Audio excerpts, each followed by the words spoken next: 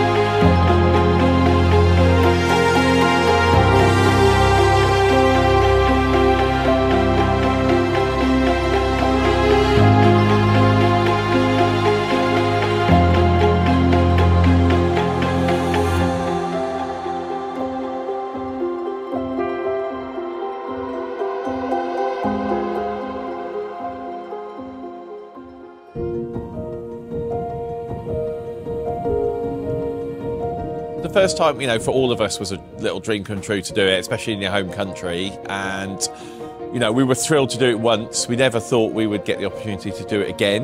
And then we got approached for Basel. Yeah, we're really thrilled to be involved. You know, we've taken a lot of our learnings from Liverpool, tweaked our workflows, and given ourselves the time to think about it by having a year off. I think we've come back stronger, we're more knowledgeable, we are definitely faster and more efficient at this kind of crazy process. Yeah, and we're loving it again. We're having a great time. The first time round, you're understanding the process, how you deal with the delegations, how all the rules of the competition work, and you know, the politics and all of those kind of things. And it's different every year anyway, so we see differences between Liverpool organising and the Swiss organising, and that's just the nature of different countries organising the competition, and that's its kind of beauty in a way. It's never the same, but understanding the contest part and the amount of time you need to dedicate to all the elements and just getting your workflows right. And if you get your workflows right with the sheer amount you have to program in a very short space of time, you can really make the process quite efficient, but also give you maximum results. Eurovision is definitely, for the light and design team, it's 50% creative and 50% organisation and workflows and that kind of thing. You know, you're dealing with 37 delegations plus all the show team for their requirements, and you basically have, after our speed dates, all the delegations, we have a week to try and get our stuff together. Then we all meet as a contest team, and we work out. We talk through every song. Do we understand the performance? Do we know what everyone's looking for? We start costing up all the props. But literally the day after those meetings, we're in previs. It's hit the ground running straight away. So while we were in the speed dates, my team here were setting up the previs, doing all their palettes, organising all the time code. The networking here alone, just for previs, is insane.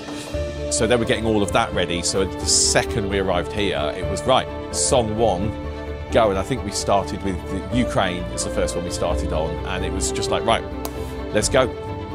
The magic is, it's twofold. One is you don't get a bigger toy box to play with as a light designer than in Eurovision. It is the biggest, and we have definitely, you know, you can use adjectives loads, but this is a way bigger lighting rig than we used in Liverpool. It's very different. There's a lot of depth and a lot of play with different layers within the set. So there's that magic in terms for us of, oh my God, we get to create with this, and you know, we write a wish list of what we're looking to do. But the magic is working with a bigger team. So we have a great team, we all get on like super well. So this team is the same team as we used in Liverpool. So the magic of that is still there. And also just creating some insane looks and different looks and trying to create a different world for every delegation is kind of magical too.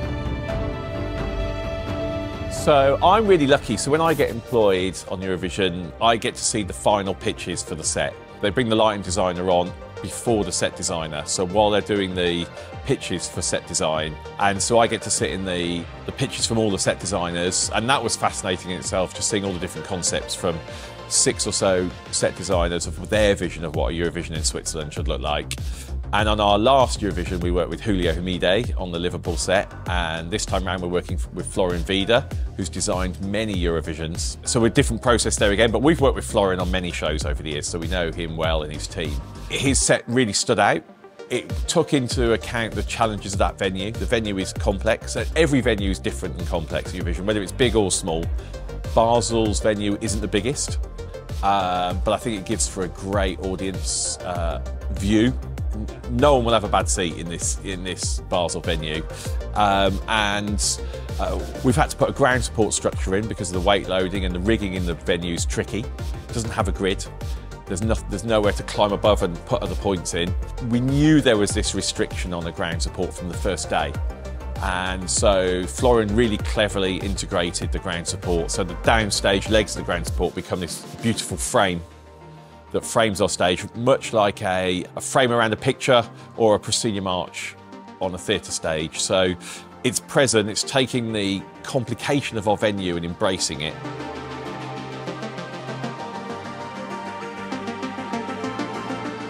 Every Eurovision set so far, in a way, and also should be in an ideal world, is related to the country. And our creative approach is based on, let's say, on 3 columns.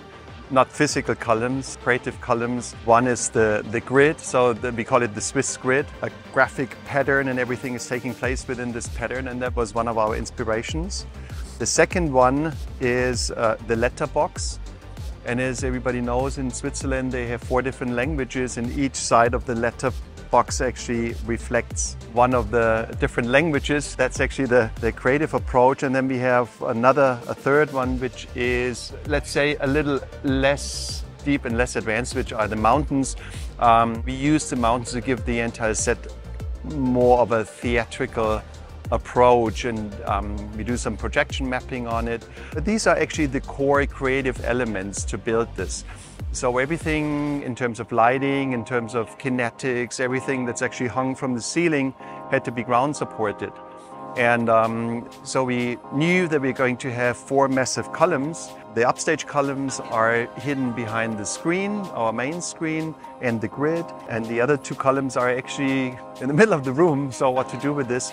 We turned this into a concept, and now it's we have this letterbox, and the 2 massive truss legs are actually incorporated in this scenic piece. I think for a show like this, especially Eurovision, this venue has a perfect scale, you know, so it's not out of scale. When you design something like this and you have a massive venue, you got to be careful that everything you built within this venue doesn't look lost in a way. And then also things sometimes just feel overscaled if you make them too big, or if a stage platform is too big, for example. Here, I think the venue is just right, to be honest. It doesn't look small. It looks pretty big on TV. We also did a few tricks, like the entire set is built in a forced perspective to make it feel slightly bigger. So the downstage edge is wider, and then upstage it becomes more narrow. So this helps to make things look a little bit bigger than they actually are. But what this frame does, it just multi-layers the set. It can be a dividing piece on one hand, but it's also a piece that on the other hand ties it together, because you can use it in both directions. You can either frame the green room and then have the green room with another frame in the background, or If you shoot in the main direction, dead center, you have multiple layers, and it still proceeds in a way because it's the screen, but the screen is transparent, and then there's another layer also with a lot of lighting fixtures. It's a physical structure, but everything you can see, or the entire architecture, is featured with lights as well.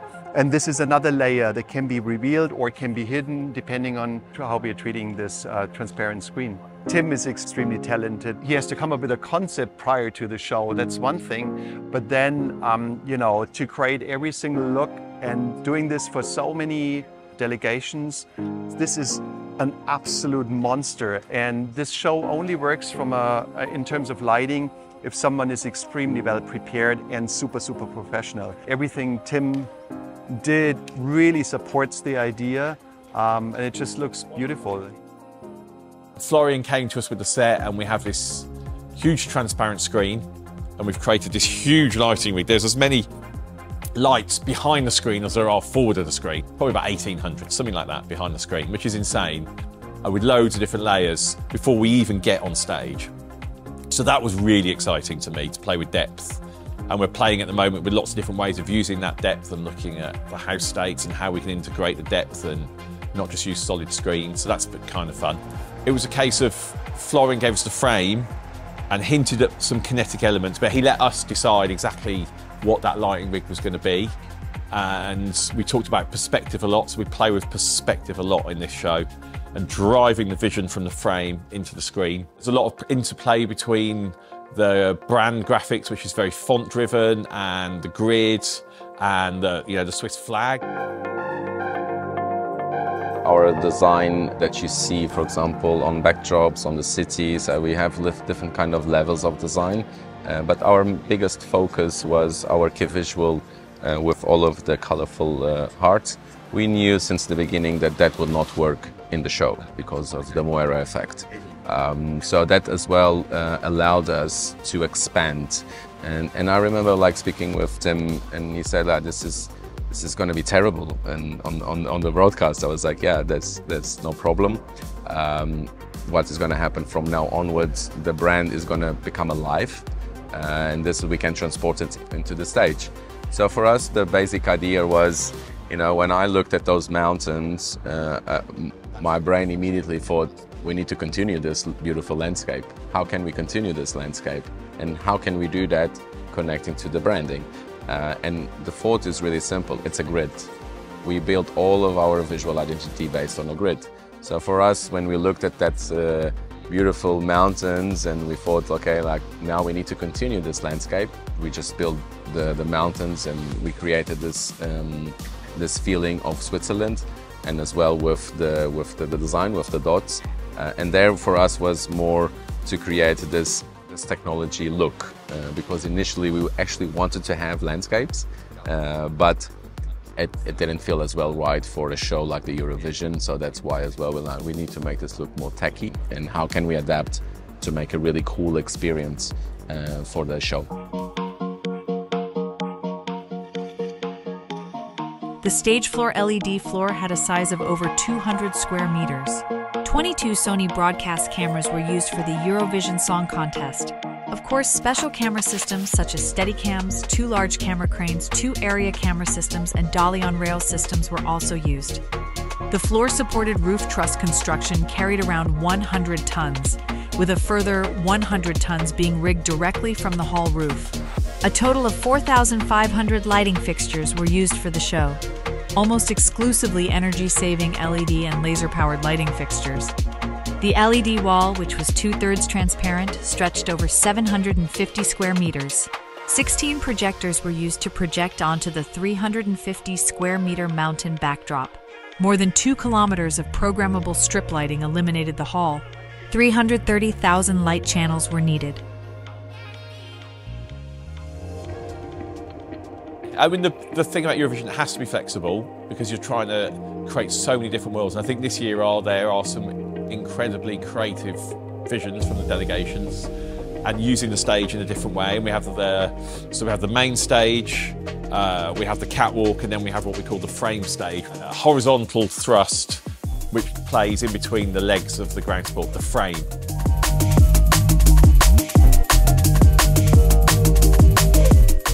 rig is huge. It's over 4,000 lights. We have approximately 1,100 pixel lines forming the grid and in the 3D frame downstage. We have 12 Mad Maxes, and they're behind the mountains doing these huge searchlights coming out over the top of the mountains. 300 or so Acme tornadoes as well, so it's quite a big Acme presence. So we have the tornadoes, which I love. We've been using those on a lot of tours recently. So they run down the perspective trusses that move up and down. We have a big presence from Ayrton. We have Ayrton Kyalami around the floor in the audience. We take up the second row of the audience all the way around and have a little platform there on 3 sides. We have Ayrton Nando washes. We have Ayrton Cobras behind the screen. We have Domino LTs behind the screen, and a whole bunch of Rivales as well on my perspective trusses with the Acme tornadoes. Overhead, we have a whole bunch of stuff. We've got Clay Packy, Arola, Aqua LTs forming my ceiling of lights. So there's 12 trusses that are all kinetic, but they're split in half. So there's actually 24 trusses that move overhead, and every other truss is either Arola Aquas or Roby SVB1s. And all those trusses are also edged in Skeptron, and they're coated in black gloss so that we don't see the trussing itself. They feel like a set piece when they fly in. We've got a whole bunch more Arola Aquas light in the green room. We've also got Clay Packy Valero cubes on the floor surrounding our stage, and they're all on lifts. So we've got a load of Wahlberg lifts, which I used in Liverpool for the first time, and we love those. It just means I can change the architecture of the floor lights. We call them peekaboos when we're programming, and look, Alex is operating them. We just go, can you just peekaboo those lights up a bit, or take them to full height, or whatever. They're great because you just tip them up, lift them up a little bit, and then creep them into the dry ice, or take them really high and make them a presence. A load of GLP X5 bars forming 3 Swiss hero squares, forming the flag inside the grid. GLP JDC1s, we have the Mad Maxes. We've got the new GLP Krios, which is stunning. The Krios is like a 3-high X-bar. So it's a solid, chunky light beam, and that edges the whole bottom of our screen. And then one of our other hero fixtures we have is top and bottom forward of the screen. We have 100 Ayrton Mambas, the new laser engine light, giving us our real punchy beam looks. There's also Clay Packy X-frames light in the audience. There's a whole bunch of stuff, and 1,200 Skeptron at least, all the floor edging of the stage, all the little bits of LED kind of edging is all done with Skeptron around the stage, around the green room. So it's big, yeah. It's a monster, yeah. And I've probably missed half of it. My kind of love of the Svoboda has moved on, and I've worked with Roby to create a new version of Svoboda. They're a Czech company, it's a Czech light. I also created the Roby PAT range, and I worked closely with Roby on that, and so I came up with a new version of Svoboda which integrates the PATs into those cells of a Svoboda shell with individual zoom and colour changing, and there's 9 strobes in there, etc. So we have a number of those on the show, and overhead we have approximately 200 of the individual Svoboda heads, the SVB1, built into another trapezoid shape in the roof, but on a much bigger scale. So yeah, it's kind of a little fetish of mine, the Svoboda, and we're using the Svobodas in this world to backlight the mountains. It's just got this huge volume of light, and that can either be narrow beam or zoomed out wide. Hello, music lovers. This year it's very different for me because I'm brought in as the Technical Director for Delegation Extras. So I don't have to worry about the big setup with the lighting and rigging and sound and all that. I'm here to cram the most possible out of the 3 minutes on stage for each performance with the props, additional lighting, pyro, special effects, people flying, all that weird stuff. We usually say that up till this year we have never flown an artist on the Eurovision stage, and there's a reason for that, because it's very, very tricky and the rehearsal time is not really there to be able to do it in a safe way. But this year we kind of found a way around that allowed us to do it. I don't think we will ever do it again, but hey, at least we did it once. But it is extremely tricky, and we haven't killed anyone, so yay. This is the direct fault of me having this role this year, because This is the first time we have someone that is fully dedicated to the delegation extras. You know, we had many and long discussions with all the countries, and we said yes to everything as long as it was within the guidelines of the maximum weight and size of a prop. What we didn't expect was that everyone that talked about really big props will actually order really big props. And we have manufactured most of the props here in Switzerland or in Germany. I have a fantastic props manager, Sophie Zimmerman, on my team, she's just a wizard, and she never stops. She just goes. But at some point we realized, like, oh, so everything we talked about is happening. Our stage management is gonna hate us now. We have the French sand machine, we have the Israeli staircase, we have the giant amplifiers and piano for Italy, we have the string curtains for Latvia, we have the mirror ball and the inflatable mouth for Malta. Of the 37 countries in this year's contest, there's only 2 that didn't buy something from us. It's been very, very intense, and my designated role this year is something I always done. When we start getting these requests in mid-March, I'm done with the production planning. We're just sitting, rolling our thumbs, waiting for loading to start. So that has allowed me to do this, but with my left hand. And thank God that there is actually a designated person for this year, because it's been out of this world. We've never seen that high of level of demands before, ever. So, okay, bye. It's a wrap. It's a wrap. So I have 2 moving light programmers they're the fun programmers, and they do moving lights and all the LED stuff. And that's Tom Young and Alex Mildenhall. Then I have Mark Nicholson, who's a genius of key light, and he looks after everything in that world, with my follow spot caller, Louisa Smurthwaite. So they're dealing with faces and lighting people and maybe lighting props, and they look after the 3-dimensionality of the show. And then I also have my overnight programmers, which is Martin Higgins and Alex Passmore, who help when some notes come in after rehearsals. And then my 2 associates, James, Scott and Morgan Evans. Predominantly the show is key lit by Roby Forte, and they're used as just general key lights and as follow spots. So with 12 RoboSpot handles and 2 follow me handles. MA are brilliant to us, and they have always been on Eurovision, not just to us, but all the teams over the years that have embraced MA. You know, they support the show. We're lucky that MA is based around the corner in the UK at Ambersphere, so they pop in and out every day, check the network's okay. We have support over in Germany. You know, they're on it for us. They're making tweaks to the software they have done earlier in the year, so that Alex and Tom and Mark have what they need. They're supporting us in all manners of ways with the network and monitoring. It's huge. We've had to split to several sessions because you cannot fit 800 universes onto one session. We have broken the limit on this show of what's feasible in one session. There is a beauty to separate sessions in a way that there's a fail-safe to it. So we have 3 separate sessions. We have key light, movers 1, movers 2, basically. But there's a beauty to that. So if one fails, you've still got half the rig, you know. So there is some fail-safeness in that as well. But there has been no issue with us being on separate sessions in the way the guys have written their plugins to share cue lists, to share effects across the network. Some really staggeringly impressive stuff has been written to make this work. And that's down to the programming team who've written some really clever stuff.